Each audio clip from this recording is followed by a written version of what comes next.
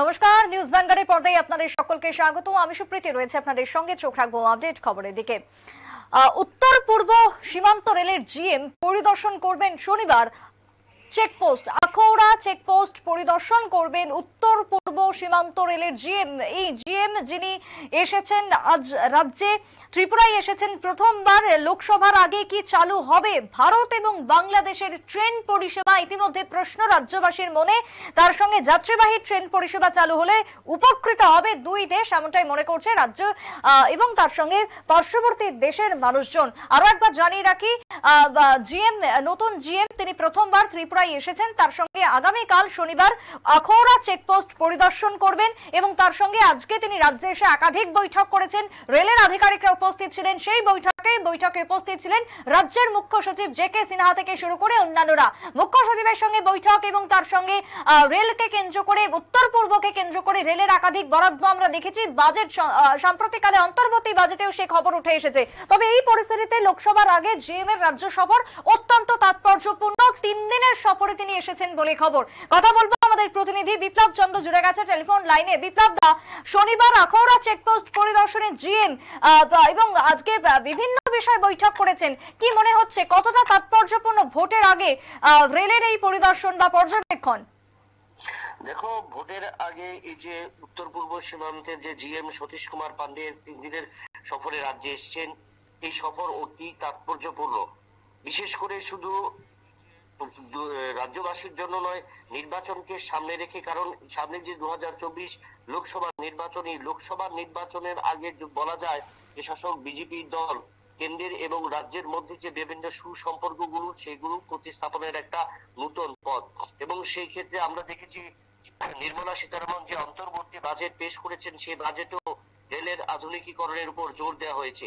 এই আধুনিকীকরণের জোর সবচেয়ে বেশি কেন? কারণ পরিবহন ব্যবস্থার মধ্যে আমরা দেখে থাকি রেল হলো একটা শিল্প, যে শিল্পের মধ্য দিয়ে সবচেয়ে বেশি উপকৃত হয় মানুষ।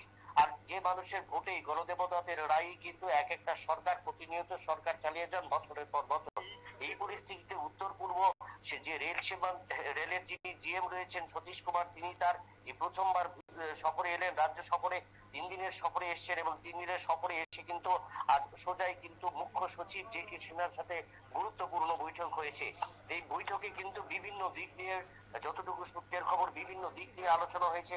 সবচেয়ে বেশি করে উত্তর পূর্বাঞ্চলকে কিভাবে রেলে আরো সম্প্রসারণ করা যায় এবং নতুন কোন লাইন তৈরি করা যায় এবং ডাবল লাইন তৈরি করার ফলে রেল পরিষেবা যেমন আধুনিকীকরণ হবে, সেই ক্ষেত্রে যাত্রী পরিষেবার ক্ষেত্রেও কিন্তু। বিপ্লব দা, সেই জায়গাতে দাঁড়িয়ে এই যে উত্তর পূর্ব সীমান্ত রেলের জিএম পরিদর্শনে এসেছেন, তার মানে কি আমরা ধরতে পারি যে আখাউড়া আগরতলা যে রেল পরিষেবা, নিশ্চিন্তপুর থেকে যে রেল চলবে বলে দীর্ঘদিন ধরেই আমরা শুনে আসি, তার কি কোনো রকম ভাবে সম্ভাবনা রয়েছে উদ্বোধনের?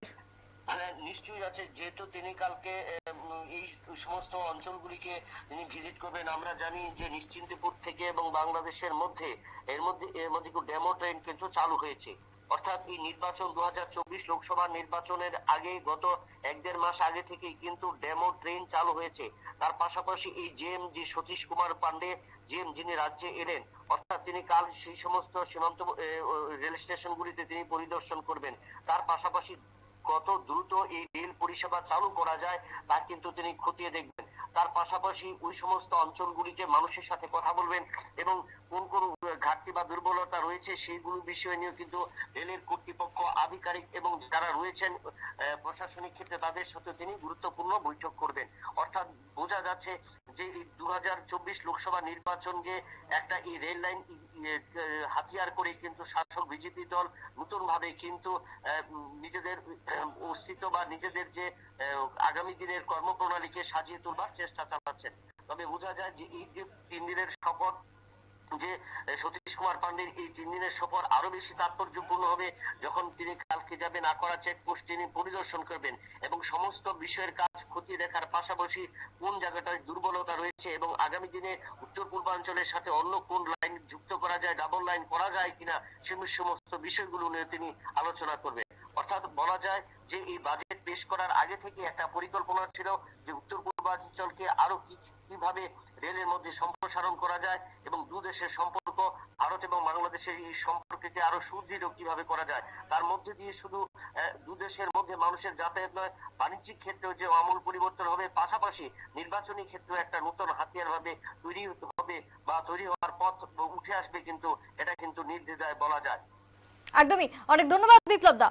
কথা বলছিলাম আমাদের প্রতিনিধি বিপ্লব চন্দ্রের সঙ্গে। তবে রেলের ক্ষেত্রে আগামী দিনে রাজ্যবাসী আরো অধিক কিছু সুবিধা পেতে চলেছেন যেমনটা মনে করা হচ্ছে এই সফরকে ঘিরে। তবে আমরা দেখেছি অন্তর্বর্তী বাজেটে সেখানেও রেলকে নিয়ে ঘোষণা। অন্যদিকে যদি বলি এই রাজ্যের ক্ষেত্রে উত্তর পূর্বের ক্ষেত্রে রেল বিশেষ ভাবনা চিন্তা নিয়েছে।